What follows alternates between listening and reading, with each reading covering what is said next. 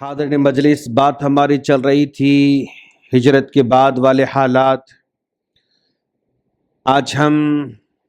پیارے نبی صلی اللہ علیہ وسلم کی زندگی کے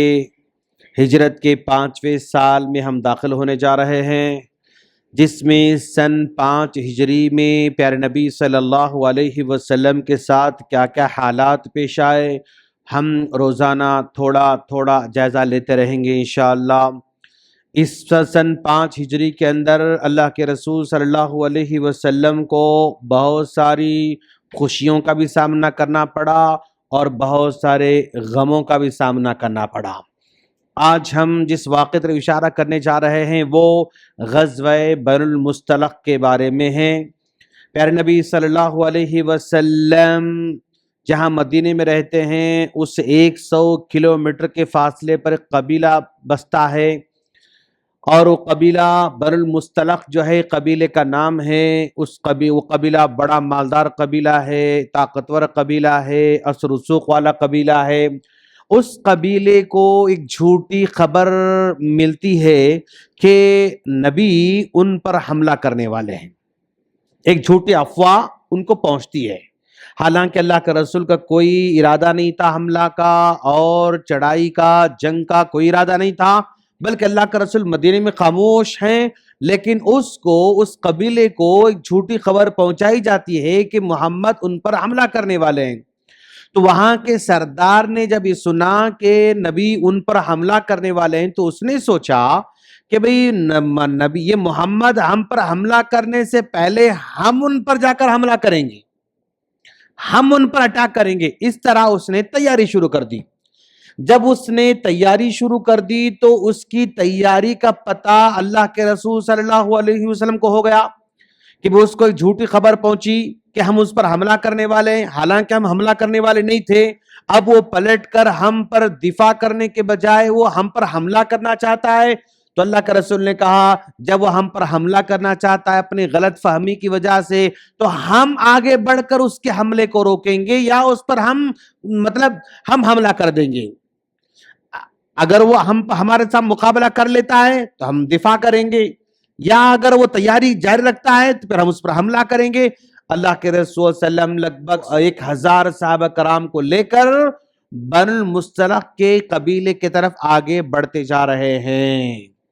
اور اس فوج میں منافقین بھی ہیں، منافقین کا سردار بھی موجود ہے۔ اس کے باوجود بھی اللہ کے رسول آگے بڑھتے بڑھتے بڑھتے جا رہے ہیں، یہاں تک کہ 100 کلومیٹر کے بعد وہاں پر بنو المصطلق کا قبیلہ ایک جو ہے پانی کے پنگھٹ کے پاس وہ آباد تھا، لوگ وہاں پر ان کی فوج اس پانی کے پنگھٹ کے پاس قیام کی ہوئی تھی۔ اچانک اللہ کے رسول صلی اللہ علیہ وسلم ان پر حملہ کر دیتے ہیں۔ حملہ اس قدر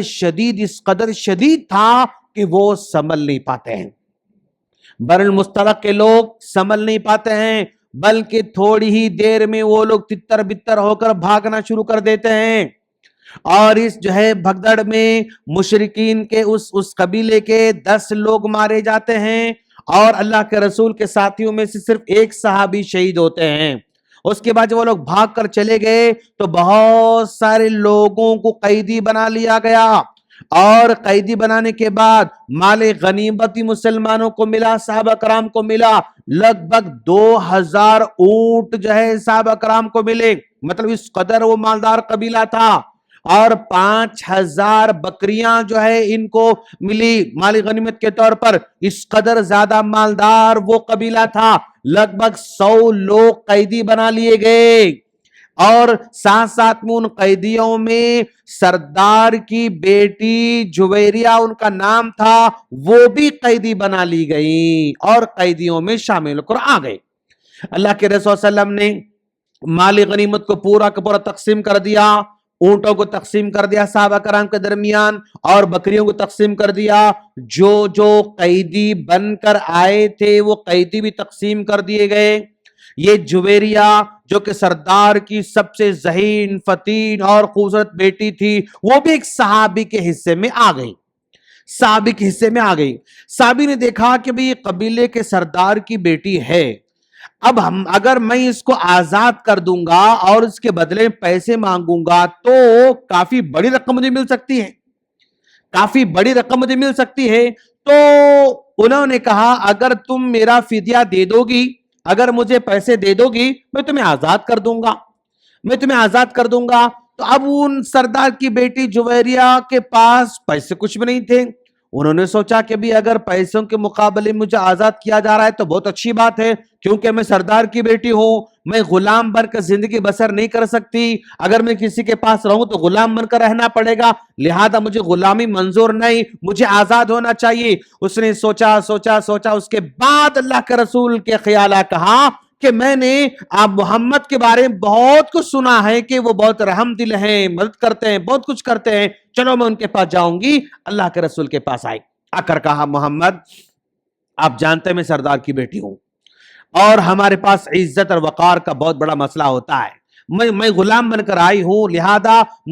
مجھے جس کے پاس غلام بنا کر دیا گیا ہے وہ مجھ سے فدیہ لے کر، پیسے لے کر چھوڑنے پر راضی ہے، اس کو مکاتبت کہا جاتا ہے، اتنے پیسے دو ہم تم کا آزاد کر دیں گے، اگریمنٹ ہوتا ہے، وہ اگریمنٹ کرنے تیار ہے۔ اب میں آپ سے ہیلپ مانگ رہا ہوں کہ آپ میری مدد کریں، آپ میری مدد کریں۔ اللہ کے رسول صلی اللہ علیہ وسلم بہت دور اندیش ہوا کرتے تھے، آپ نے دیکھا کہ بھی قبیلہ بہت بڑا مالدار قبیلہ ہے، اب اس کو پیسے دے کے آزاد کر دیا جائے تو پھر جانے کے بعد ہو سکتا ہے پھر سال، 2 سال، 3 سال، 4 سال کے بعد پھر وہ دوبارہ ہم سے مقابلہ کرنے آ سکتے ہیں، کیونکہ اتنے اونٹ، اتنے بکریاں، اتنے لوگ، اتنا بڑا مالدار قبیلہ ہے، تو وہ ایک بار اگر ہارتا ہے تو خاموش نہیں بیٹھتا ہے، ایک بار اگر ہار جائے تو ہار کو مان کر زندگی بھر خاموش نہیں بیٹھتا ہے، پھر تیاری کرتا ہے وہ، اور تیاری کر کے پھر دوبارہ حملہ کر سکتا ہے ہم پر۔ لہذا آپ نے دور اندیشی سے سوچا اور کہا کہ جویریہ ایک کام کریں گے، میں تم کو آزاد تو کر دوں گا لیکن اس کے بدلے میں کیا تم مجھ سے نکاح کر سکتی ہو؟ کیا تم مجھ سے نکاح کر سکتی ہو؟ تو حضرت جویریہ نے فوراً کہا اگر آپ ایسا کرتے ہیں تو میں آپ سے نکاح کرنے تیار ہوں۔ اللہ کے رسول صلی اللہ علیہ وسلم نکاح کا آفر اس لیے آپ نے دیا تھا کہ اگر آپ اس قبیلے کے داماد بن جاتے ہیں، اس قبیلے کی بیٹی، سردار کی بیٹی اگر ان کی بیوی بن جاتی ہے تو پورا کا پورا قبیلہ دوست بن جانے والا ہے، پورا قبیلہ حلیف بننے والا ہے، اور عربوں کے پاس داماد کا بہت بڑا مرتبہ، جو جس قبیلے کا داماد ہوتا ہے وہ قبیلہ جو ہے بہت سمان کرتا ہے، تو لہذا آپ نے دور اندیشی سے اس قبیلے کا داماد بننا پسند کیا تاکہ آگے چل کر پھر دوبارہ کبھی وہ ہم پر حملہ نہ کرے۔ فوراً راضی ہو گئی، راضی ہونے کے بعد اللہ کا رسول نے جو ہے ان کو آزاد کر دیا، پھر اسلام قبول کر لیا، اس کے بعد نکاح پڑھایا، نکاح جیسے ہی پڑھایا جویریہ اب ام المؤمنین بن گئی، اللہ کے رسول کی وائف بن گئی۔ جیسی پورے صحابہ کرام کو پتا چلا کہ سردار کی بیٹی ہمارے نبی کی زوجہ بن چکی ہیں، ام المؤمنین بن چکی ہیں، اور ام المؤمنین کے خاندان کے اتنے لوگ ہمارے پاس قیدی بن کر آئے ہوئے ہیں، اللہ کے نبی کے سسرال والے ہمارے پاس قیدی بن کر رہے ہیں، نہیں ایسا نہیں ہو سکتا، چلو ہم نبی کے سسرال والوں کو آزاد کرتے ہیں۔ سب صحابہ کرام نے ان کو سب کو آزاد کر دیا، سب صحابہ کرام نے اپنے قیدیوں کو آزاد کر دیا۔ آزاد کرانے کے بعد ام المؤمنین جویریہ بہت خوش ہو گئی کہ میرے قبیلے والے پورے آزاد ہو گئے،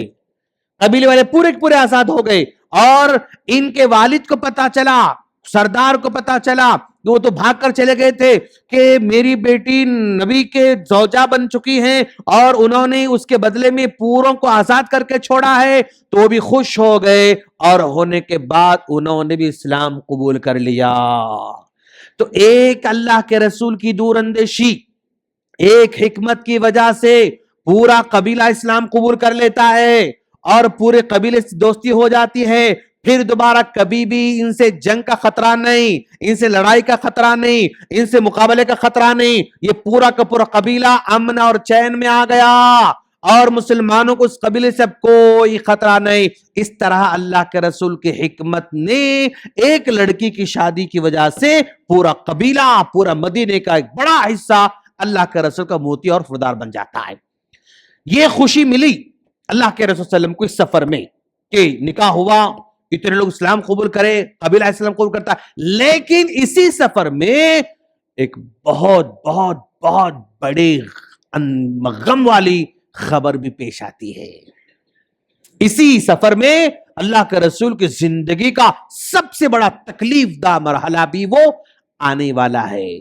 اسی سفر سے تعلق رکھتا ہے۔ انشاءاللہ ہم کل اس کا ذکر کریں گے۔ اللہ سے دعا ہے اللہ ہم تمام کو پیارے نبی کی زندگی سے عبرت حاصل کرنے کو فرمائے، آمین۔ السلام علیکم ورحمۃ اللہ وبرکاتہ۔